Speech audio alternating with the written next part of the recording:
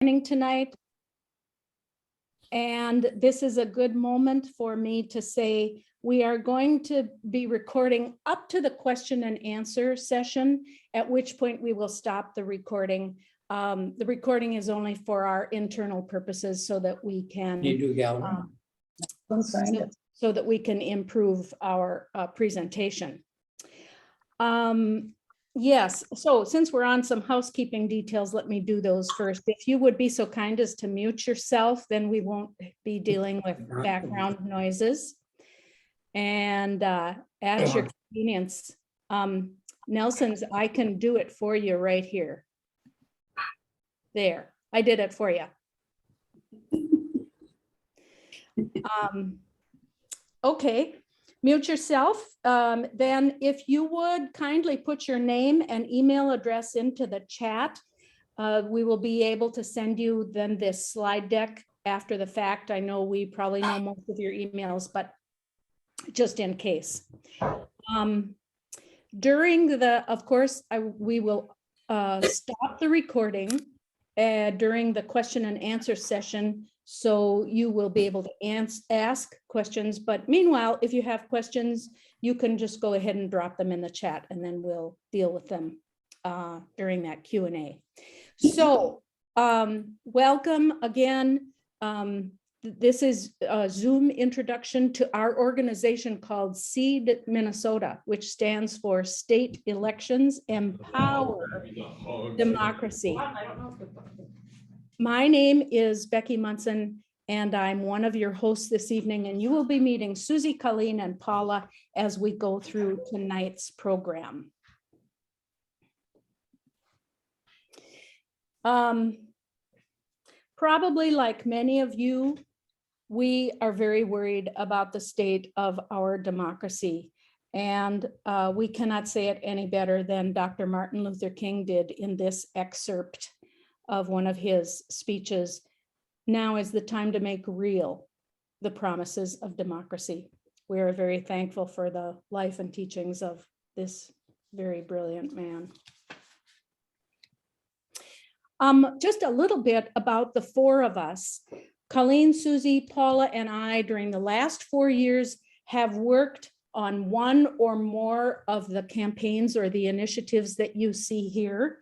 And what was kind of interesting is that each of us individually came to realize the critical role and protections that can be provided by our own state legislature on everything from gun sense laws and protection to voting rights. So in the next 25 minutes, we will share our plan for empowering our state legislature. And here's how we plan to do it. First of all, we're going to talk about the current state of the Minnesota legislature. We're going to tell you what's the problem. And no point in identifying a problem unless we also talk about a solution. And then how do we realize that solution? And one of our solutions is this thing called the Giving Circle, which we will explain to you during this program. Then next, we will move to next steps. What can you do? What can we do to realize a solution to this problem? And then we will move into the question and answer. We'll stop the recording at that point and move into Q&A. So now I'm going to hand it off to my colleague, Paula Rameli. Hi, I am Paula Rameli, and yes, I'm one of the organizers of the SEED Minnesota Giving Circle, and wanted to thank you all for taking the time to be here tonight. Very much appreciate it. Actually, my kind of political activism started exactly 5 years ago this week when my daughter and I went to Washington, D.C. to participate in the Women's March, along with about 100,000 other people. The day after Donald Trump was inaugurated.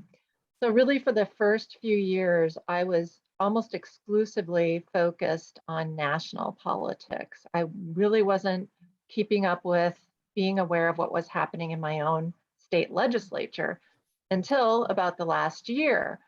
And I started realizing exactly what Becky said, all of the things that affect my life, all of the issues I care about are happening and being decided in the Minnesota State Legislature. And that's when I became aware that we have a divided legislature.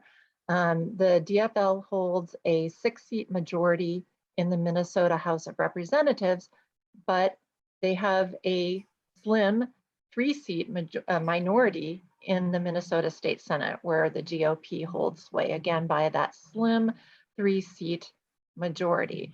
Now, while that's meant, our divided government has meant that we've kind of avoided some of the catastrophes we've seen in other states, like in Georgia or Texas. Oh, can I get the next slide, please? We have had problems. If I could get to the next slide. Yeah, it's definitely caused problems in terms of GOP political obstruction, which has meant that we really haven't been able to move forward on addressing systemic inequities that I care about.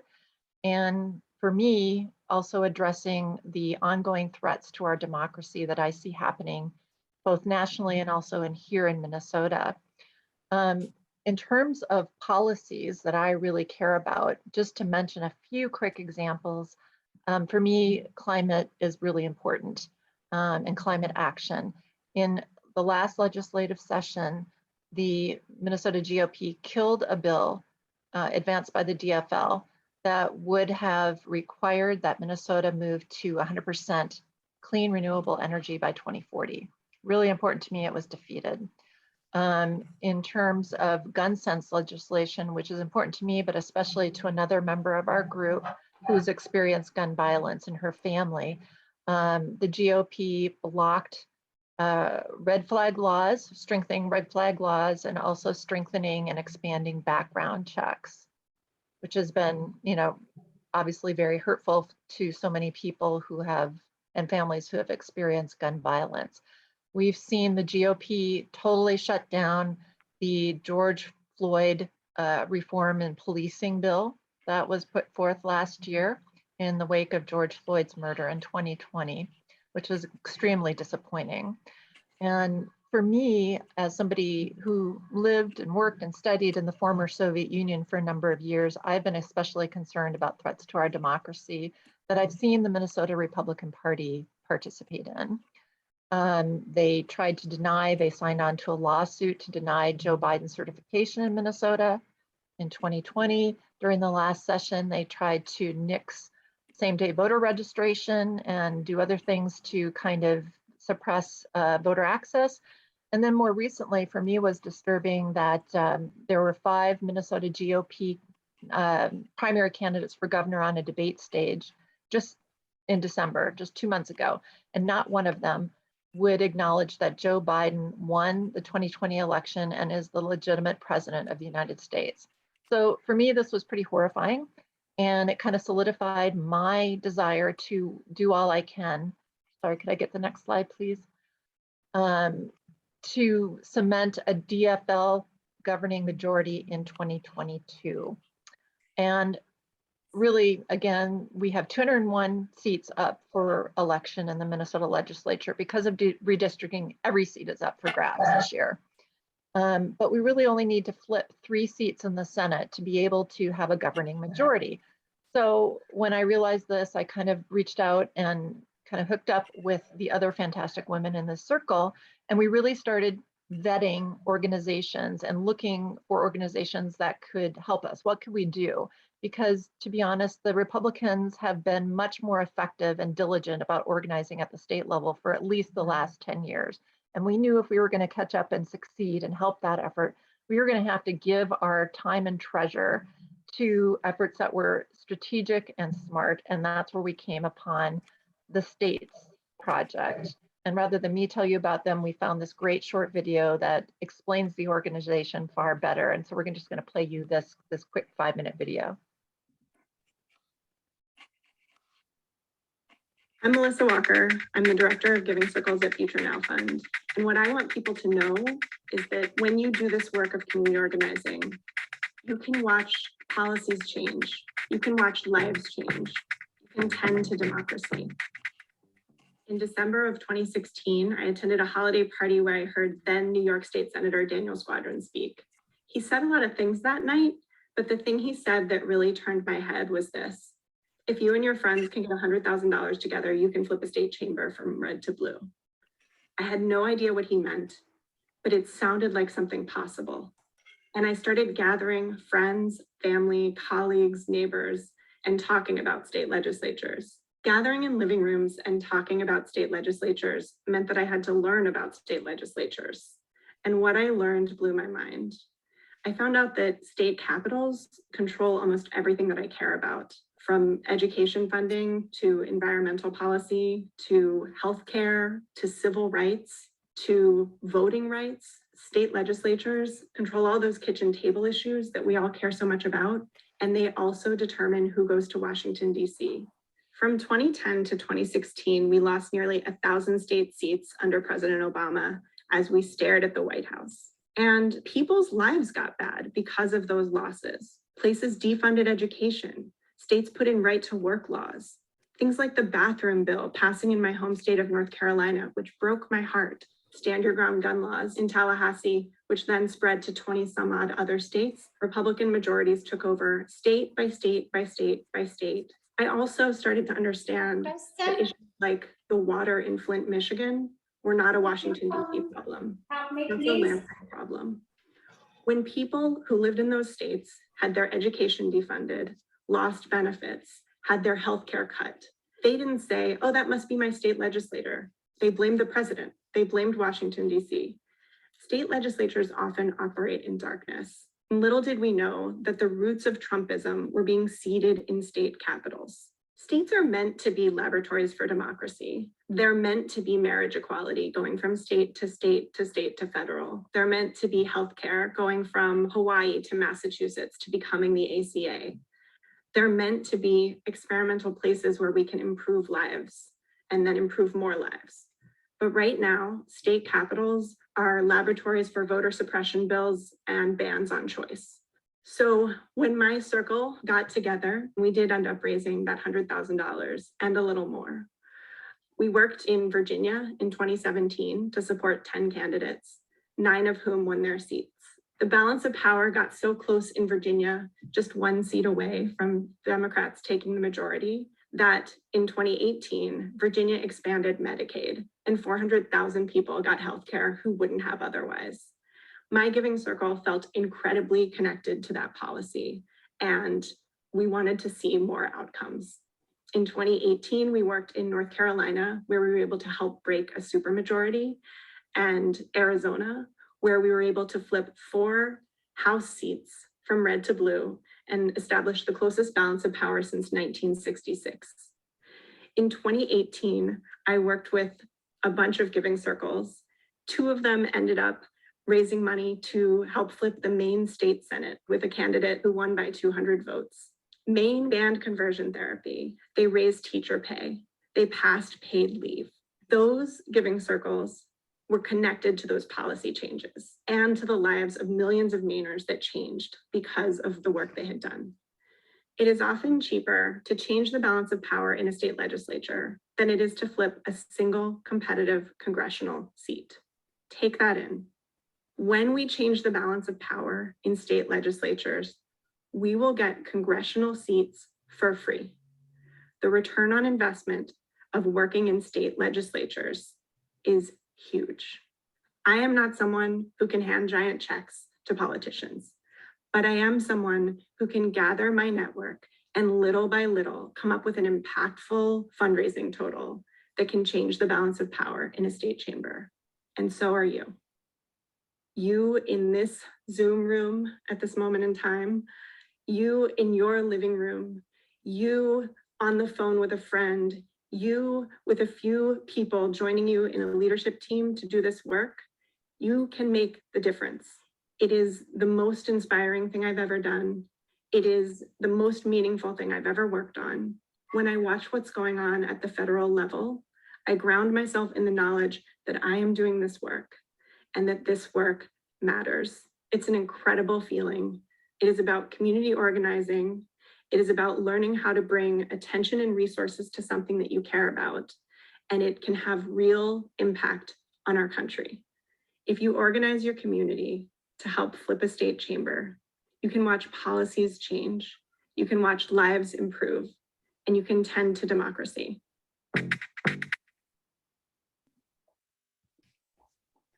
Now, Colleen. Yeah, pretty impressive. Don't you agree? I mean, what more can I say? Melissa and the States Project are incredible. And then we found out that in fact, that we were one of the early designated states, that they're going into 6 states really early. And I think that what that signals is that they think Minnesota is definitely flippable. So they are here right now working in Minnesota with the DFL and the DFL caucus leaders.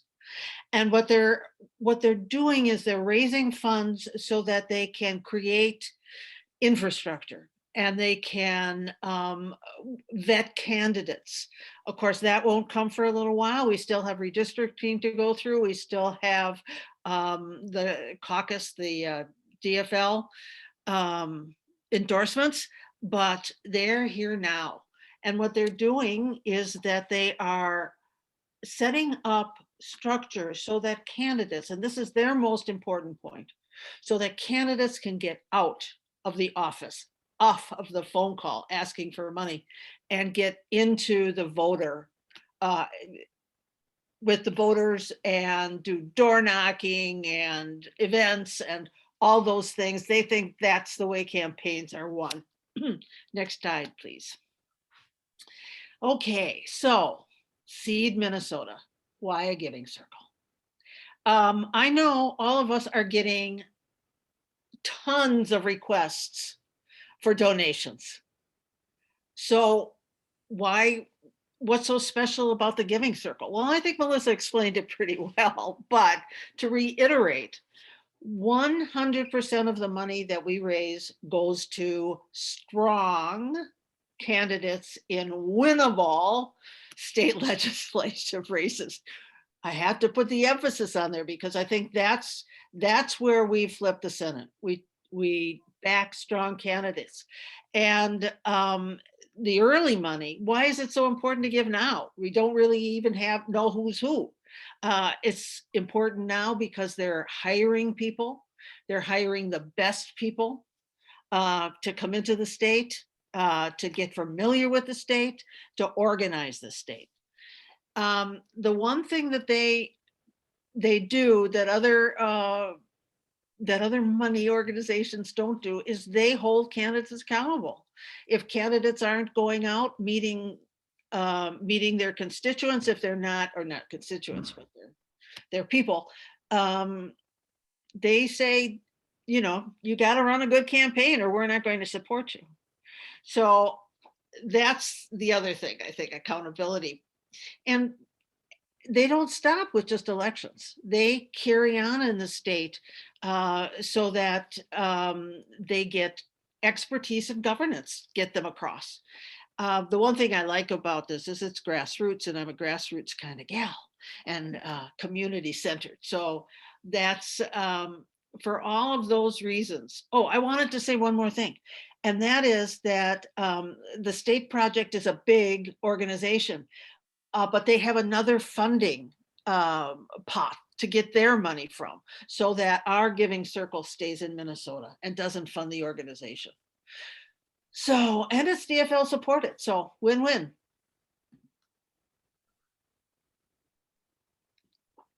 And now, Paula, do you want to introduce Melissa?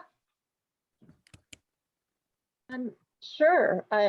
Yeah, so this is Melissa Lopez Franson. She is the Senate Minority Leader, recently elected in just this past September. She was first elected to the Minnesota legislature in 2012. She's an attorney and was with Target Corporation for, I think, like 8 years. And this is her 3rd term now. And as I said, just elected minority leader, excuse me, hopefully majority leader soon. And we have spoken with her, with Senator Franson, and she has been terrifically supportive of the Giving Circle. And we just wanted to, she couldn't be here tonight because they're getting ready for the opening of the session later this week or next week. And so she sent this little video in support of what we're doing Caveat, she calls us lead instead of seed. She missed the letter, but she knows who we are, rest assured. Thank you all for your hard work to help us flip the Minnesota Senate. There's so much at stake this cycle, and your support is going to mean so much. With the blue Senate, we can finally defeat the obstructionist Republicans that have stalled so much progress in the last 4 years. The state's project is committed to flipping the Minnesota Senate.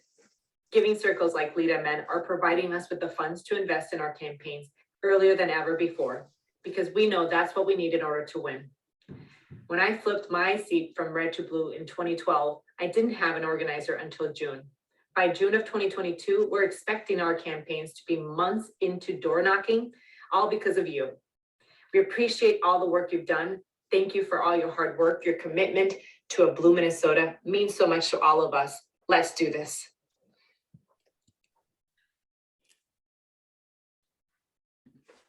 I'm back. So I want to tell you about the mechanics of how this is going to work. So down the left-hand column, you see it. Number one, people donate to our Seed Minnesota Giving Circle. Number two, the state's project handles all the money. The four of us don't have to touch any money at all.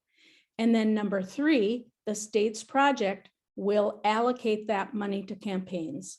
And probably the most important thing on this slide that I know we've said before, but we're going to say it again, 100% of your donation will go to Minnesota legislative campaigns, because as Colleen told you, the state's project funds all of its overhead via separate private donations.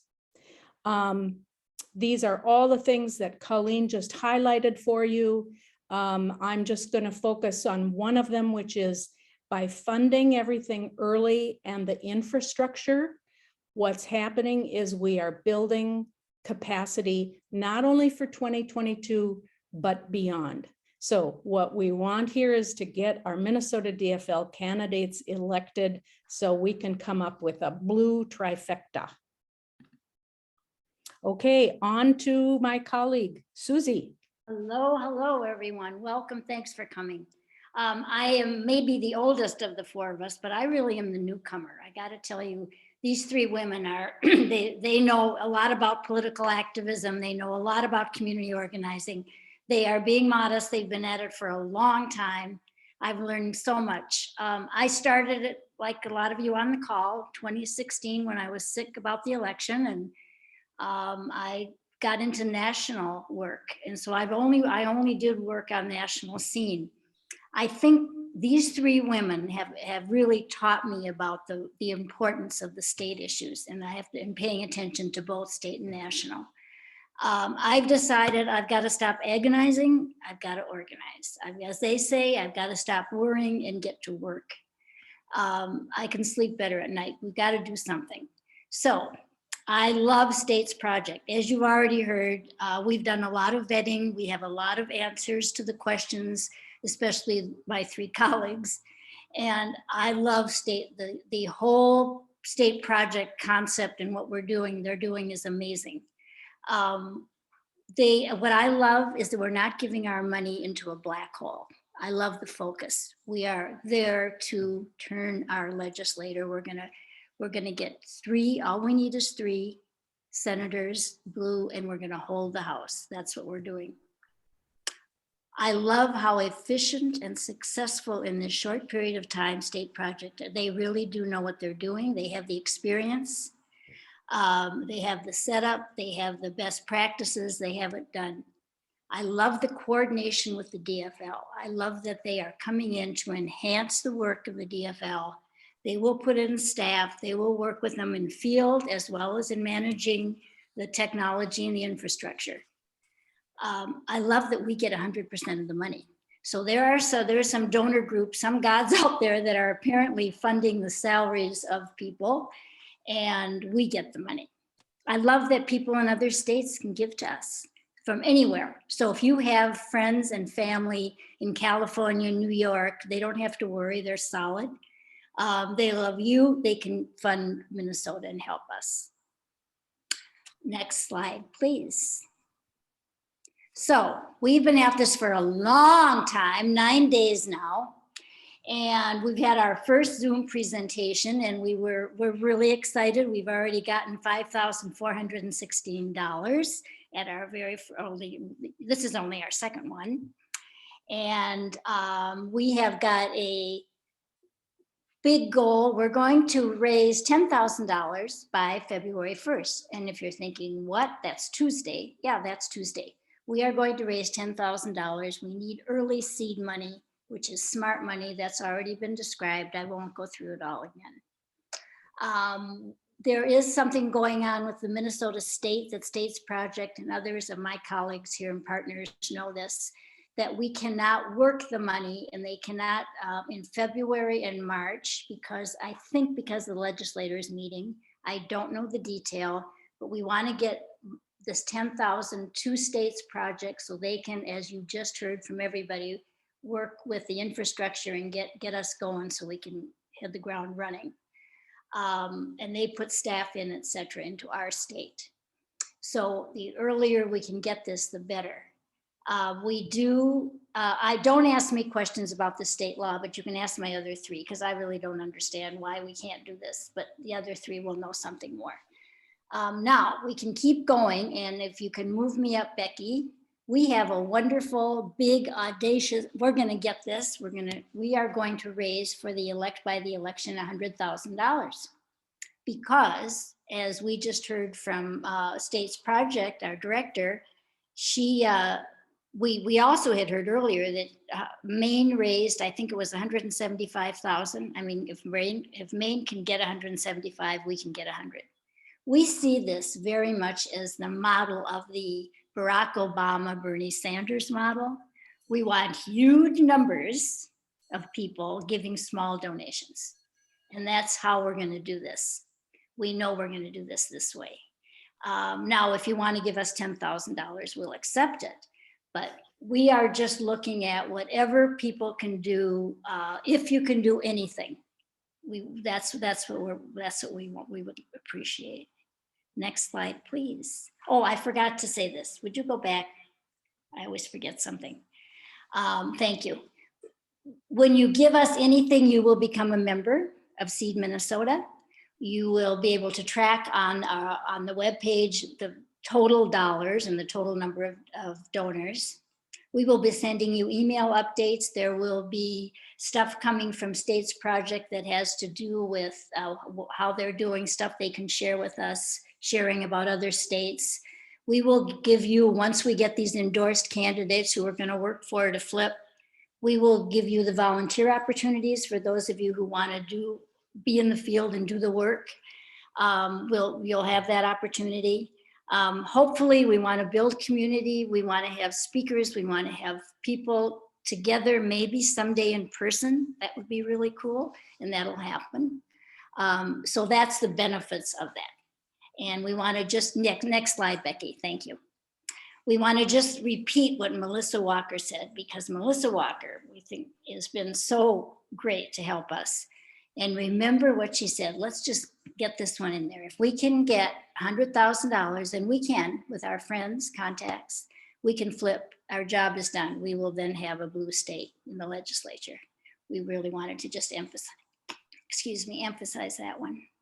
Now, this is the biggie, what we need. We need your help. We need you to fill out all the branches and make that tree completely full. That's how we're going to do this, and we are going to do it. Please help us with your contacts, with your friends, with your wide networks and people that you know, and we'd like you to tell them about what we're doing. Conversations. We will have lots of information to share. The donation link, I meant to say, is at the top of the chat if you want it this evening. We will also be sharing with you in the next 2 days. You will get, the next few days, you will get an email from us with all of our emails on it.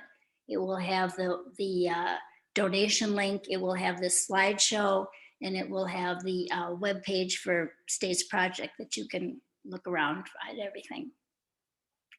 So we would love to have you invite others to events. We would love it if you want to get a group together. We will do a Zoom, we'll do the dog and pony with them, for them. If you want to host your own, we'd love it. One of us can help you. If there's someone you want us to talk to, you'll have our emails. We would love to talk and help. But we are going to do this. And we just want to say, with your help, we're going to make this happen. This is very doable. We're excited about it. Becky? Thank you. I want to just pause here for a moment to thank all the people that have helped us. As you can see, Melissa Franzen has been very involved. As the Senate Minority Leader, she specifically made that recording for us today to show you. We've had a lot of help from other DFLers, the DFL caucus, and so we're very grateful for that. Most of all, we want to thank you for sharing your time with us tonight. We're 3 minutes over, but I hope you will forgive that. So now, Sue, if you would stop the recording.